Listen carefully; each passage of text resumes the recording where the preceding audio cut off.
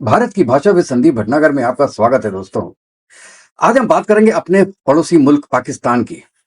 उनकी जो नई और ताजी-ताजी दोस्ती हुई है डोनाल्ड ट्रंप से, उसमें पाकिस्तान ने क्या खोया है और क्या पाया है? आज इसका विश्लेषण करेंगे दोस्तों। मैं पूरा पॉइंट्स देख रहा था, तो मुझे ये समझ में आया कि यार पाकिस्तान ने गेन तो कुछ भी नहीं किया। केवल अमेरिका का प्रेसिडेंट का ये कहना कि मैंने इंडिया और पाकिस्तान के बीच में सुलह करवाई थी, क्या ये पाकिस्तान की जीत है? अगर ये पाकिस्तान की जीत है, तो आप इसको जीत मानिए, लेकिन ये भी पाकिस्तान की जीत नहीं थी। अमेरिका का या ट्रंप का पाकिस्तान में क्रिप्टो करेंसी लाना, क्रिप्टो सेटअप क्रिएट करना, क्या ये पाकिस्तान की जीत थी? नहीं। क्या अमेरिका का पाकिस्तान में आके ऑयल एक्सप्लोर करना, यह पाकिस्तान की जीत है? नहीं। यह भी लॉन्ग रन में पाकिस्तान को नुकसान पहुंचाएगी। और क्या पाकिस्तान में रेयर अर्थ मिनरल पे यूएसए आके उसका एक्सप्लोरेशन करेगा, उसको निकालेगा, क्या यह पाकिस्तान की जीत है? नहीं दोस्तों, इसमें कोई भी एक पॉइंट ऐसा नहीं है जिसमें पाकिस्तान की जीत हुई हो, क्योंकि अमेरिका यहां पे इन्वेस्टमेंट नहीं कर रहा है। जीरो इन्वेस्टमेंट के साथ वो एक्सप्लोरेशन करेगा और पाकिस्तान के पैसे ही उसमें लगाएगा। पाकिस्तान को के पैसे कहां से मिलेंगे? या तो वर्ल्ड बैंक से मिलेंगे या आईएमएफ से मिलेंगे। तो पाकिस्तान का लोन बढ़ेगा और अमेरिका वहां पे जो ये दोनों काम है, रेयर अर्थ मिनरल के और ऑयल के, इसको एक्सप्लोर करेगा और चांसेस आर जस्ट 5% कि पाकिस्तान में ऐसी कोई चीज मिले। तो इसको मैं कहता हूं कि पाकिस्तान को जीत कहीं से नहीं मिली। अब हम बात करते हैं कि पाकिस्तान की हार कहां कहां हुई है। सबसे बड़ी हार दोस्तों, जो सबसे बड़ी हार है, वो है Pakistan has lost the credibility. पहले कुछ लोग ये जरूर बोलते थे कि पाकिस्तान के आर्मी चीफ है या प्राइम मिनिस्टर है, उनकी कुछ स्पाइन है, रीढ़ की हड्डी है। लेकिन जैसे वो अमेरिका के सामने या मैं कहूं ट्रंप के सामने बिछ गए, उससे पता चलता है कि उनकी अपनी क्रेडिबिलिटी कुछ नहीं है। वो सोचते हैं कि अमेरिका हमारे साथ बहुत अच्छा करेगा और क्योंकि हम अमेरिका के बहुत नियर एंड डियर हो जाएंगे, तो इंडिया अमेरिका से दूर हट जाएगा और उससे इंडिया को नुकसान होगा। मतलब पाकिस्तान को कोई फायदा हो ना हो, हिंदुस्तान को नुकसान होगा। इसलिए हम ट्रंप के नजदीक आ रहे हैं और ट्रंप ने कुछ किया भी ऐसा। मैं कहता हूं कि चाइना से ज्यादा अमेरिका ने सपोर्ट किया पाकिस्तान का ऑपरेशन सिंदूर में। और ट्रंप की हेल्प के कारण, अमेरिका के न्यूज़पेपर्स, प्रिंट मीडिया के हेल्प से पाकिस्तान एक फॉल्स नैरेटिव बनाने में सफल जरूर रहा है और ये कहने के लिए कि हां, हमारा अपर हैंड था ऑपरेशन सिंदूर में। लेकिन उन भाइयों को सीएचपीएम की एक रिपोर्ट पढ़ाइए, जो कि फ्रांस और स्विट्जरलैंड के पास एक थिंक टैंक है, उन्होंने बनाई है 47 पेजेस की। इसके बारे में मैं अलग से वीडियो बनाऊंगा भी। उन्होंने बहुत क्लियरली बोला है कि इट मे बी पॉसिबल कि 6th और 7th के डेट में कुछ इंडिया को नुकसान हुआ हो, लेकिन जो इंडिया का अल्टीमेट गोल था, वो इंडिया ने अचीव किया 9th और 10th को। उसमें कोई दो राय की बात नहीं थी। And then Pakistan went to USA for a request कि सर सीज फायर करा दीजिए।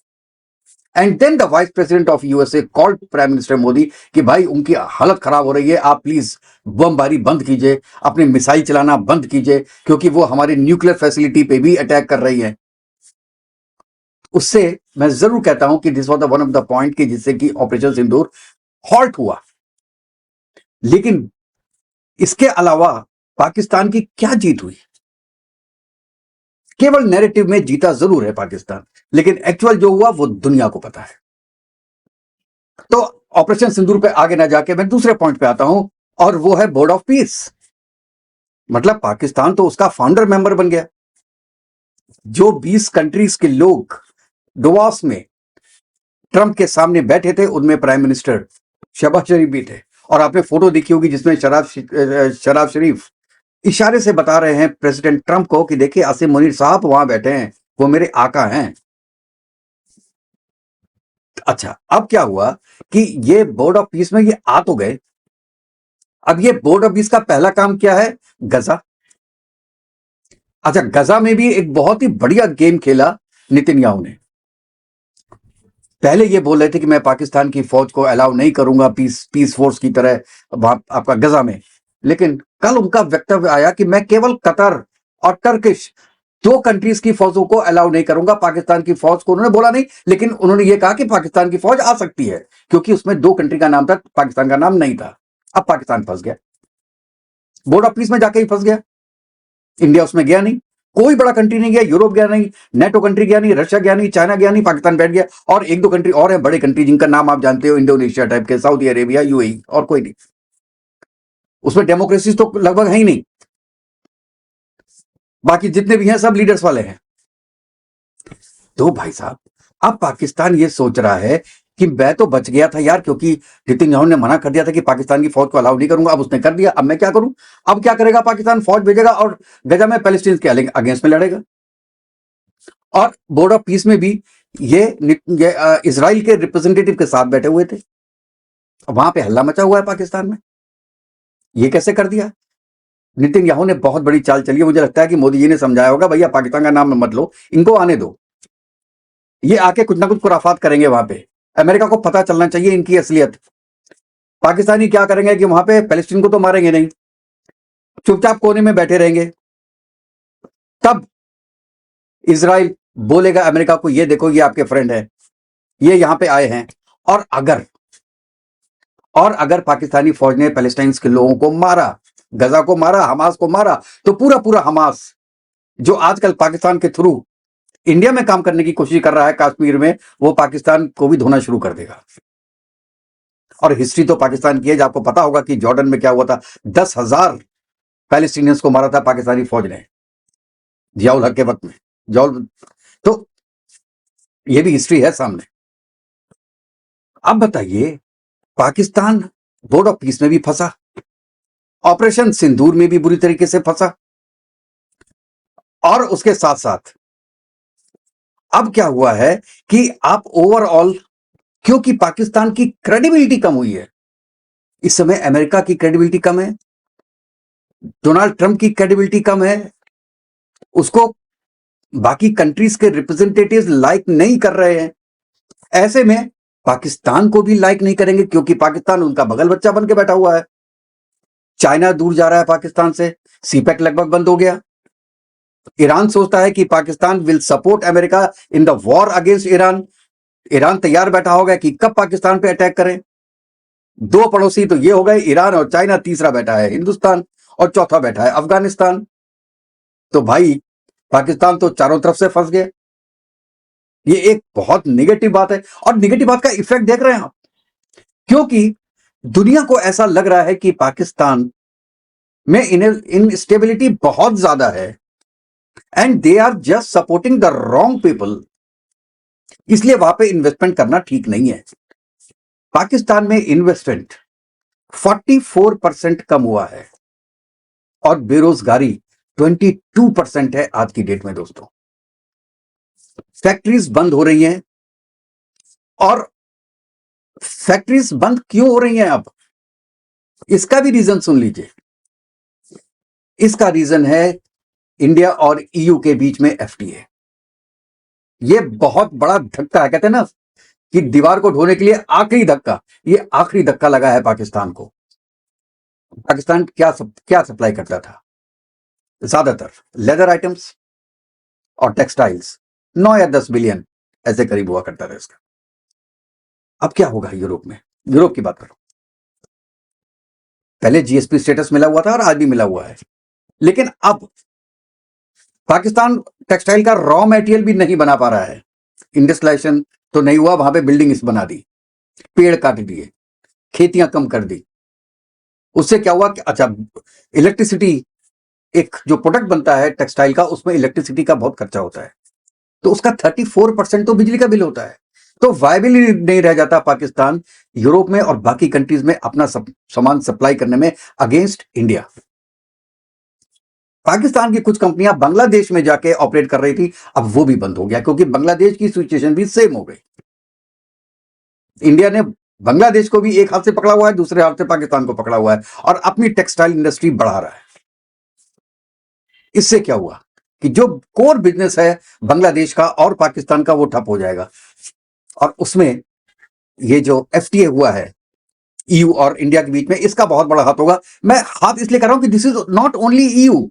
अब ईयू नहीं, अब देखिएगा आगे कनाडा भी आ रहा है और कुछ कंट्रीज तो जैसे यूके वगैरह है, न्यूजीलैंड है, यूएई, इन सबसे तो हो भी चुका है। बाकी कंट्रीज भी आएंगी दोस्तों। बहुत सी कंट्रीज ऐसी होंगी जहां पे सप्लाई करता होगा पाकिस्तान, वो अब इंडिया के साथ आएंगी कि हां आप आइए हमारे साथ एफटीए कीजिए। क्यों? क्योंकि केवल इंडिया का विश्वास बढ़ा है लोगों के मन में कि इंडिया ने जो एक बार बोल दिया, वो कहते हैं ना फिर अपनी भी नहीं सुनता, वो वाली बात है। और बार बार इंडिया इस चीज को रिपीट भी करता है कि हम कुछ भी कर सकते हैं, हम रशिया को नहीं छोड़ सकते हैं, क्योंकि रशिया ने हमको 1971 में, अगर रशिया नहीं होता तो इंडिया की सिचुएशन बहुत खराब हो सकती थी। और जो 7वां 8वां बेड़े की बात करता है यूएस वाले, वो इंडिया को नुकसान पहुंचा सकता था। लेकिन उस वक्त केवल उस वक्त यूएसएसआर था, यूएसएसआर के रीजन से इंडिया बचा था। तो वो एहसान इंडिया आज तक नहीं भूलता है। और ऐसे कठिन वक्त में भी, और मैं तो इसमें भी थैंक यू बोलूंगा ट्रंप का, हर चीज में थैंक यू है ट्रंप का, इसमें भी पूरे पूरे चीज में ट्रंप का ही थैंक यू है कि उसके रीजन से बाकी लोग पास आ रहे हैं इंडिया के। और उनको लगा है कि यार ऐसे वक्त में जब ट्रंप दुनिया के पीछे पड़ा है, इंडिया के पीछे पड़ा है, ये रशिया को नहीं छोड़ रहे हैं, तो हमको भी नहीं छोड़ेंगे। इसीलिए ईयू भाग के इंडिया आया है, भाग के इंडिया आया है। जो समझौता 20 साल से नहीं हुआ था, वो 20 दिन में कैसे हो गया? इसके लिए भी हम थैंक यू करेंगे पाकिस्तान का, क्योंकि पाकिस्तान नजदीक गया यूएस के। यूएस ने सोचा हमको इंडिया और पाकिस्तान में एक चुनना है, उन्होंने पाकिस्तान को चुना।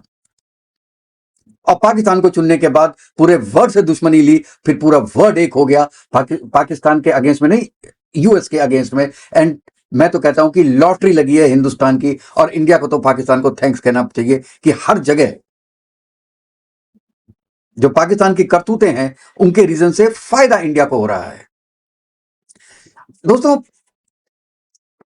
आप इसके बारे में क्या सोच रहे हैं कि ये जो पाकिस्तान और अमेरिका का गठजोड़ है वो इंडिया को कितना फायदा दे गया, और आगे क्या होने वाला है? क्या अब अमेरिका भी भाग के आएगा कि साहब एफटीए कर लो, बिना जीएम फसलों के और बिना डेयरी प्रोडक्ट्स के? क्योंकि इंडिया ने जिनके साथ भी एफटीए किया है, ये दो चीजें उसमें इन्वॉल्व नहीं है। और ये दुनिया को बता दिया, दुनिया को पता भी चल गया कि ये इंडिया चाहता जरूर है ये करना कि डेयरी प्रोडक्ट्स भी खोल दें, जीएम फसलें भी खोल दें, लेकिन इंडिया का जो लीडरशिप है वो ये कर नहीं सकती, बिकॉज अगर वो करती है तो they will lose the place, मतलब गवर्नमेंट ही डूब जाएगी इसके अंदर। ये एक रीजन मैं कहता हूं। लेकिन ओवरऑल हमको देखा जाए तो डेयरी प्रोडक्ट्स अगर वहां से आएंगे, सस्ते होंगे, तो इंडिया के जो फार्मर्स हैं उनको भी एकजुट होकर काम करना पड़ेगा। So one way that is better also. लेकिन आज की डेट में no party can afford to take it like this. और ये चीज अब यूएस को भी समझ में आ रही है कि हां साहब ये पॉसिबल नहीं होगा, let's keep it aside and do the FTA, और not FTA with USA, it's a trade agreement with FTA. तो इसमें भी पाकिस्तान का ही हाथ है ओवरऑल इनडायरेक्ट वे में। Pakistan is supporting India indirect way through Donald Trump. आपका विचार क्या है इसमें दोस्तों? अपने विचार जरूर बताइएगा।